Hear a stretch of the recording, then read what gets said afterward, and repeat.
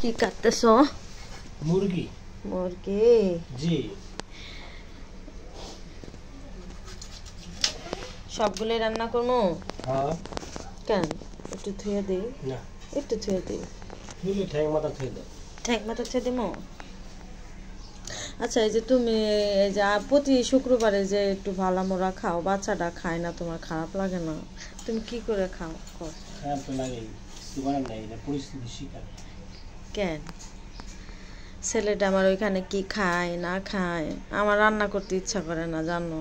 মন মানে ও বাসায় থাকলে রান্না করতে ইচ্ছা করে, বাসায় না থাকলে আর ইচ্ছা করে না। কি করার আছে, কিছু করার নাই, মন চাইলে তা যাওয়া যায় না।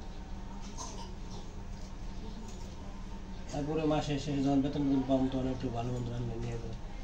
মানুষ মাসের শেষে বেতন পায়? মাস শেষে বেতন পায়, মাস আগে বেতন দেয়। যেমন 10-12 তারিখ 15 তারিখ বেতন পাওয়া যায়। তখন তো গরুর গোশত বা মুরগি রান্না করতে দেওয়া যায়। দেখো, এই যে আমি 40টা টাকা পাইছি, ভাঙ্গারি বিক্রি করছি, এই যে 40 টাকা। 40 টাকা বিক্রি করছে? অনেক টাকা বিক্রি করছে। মেয়ের 2 দিনের স্কুলের টাকা হয়ে গেল আর কি। এখান থেকে তুমি সলিড মাংস কটা রাইখা সব এখানে এটার ভিতর ফেলো, এটা আরেকদিন রান্না করো, বুঝছো? এই যে গিলা টিলা গিলা রাখো, রেখে দাও, আরো আছে তো গিলা।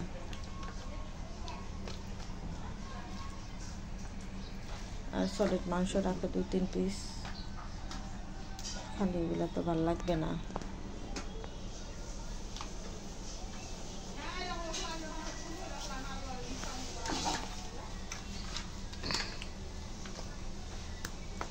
ওইটা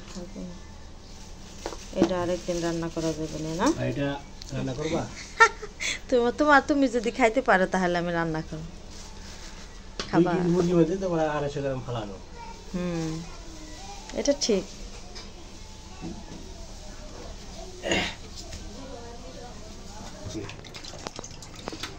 মাংস কোটাও শেষ, দোয়া শেষ, দিয়ে দিতেছ।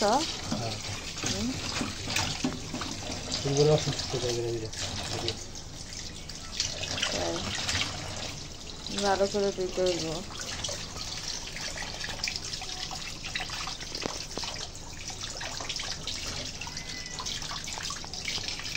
দেখেন আমার থেকে কত পরিষ্কার আমার জামাই, কি সুন্দর করে মাংসগুলি এখন সব দিয়ে নিব।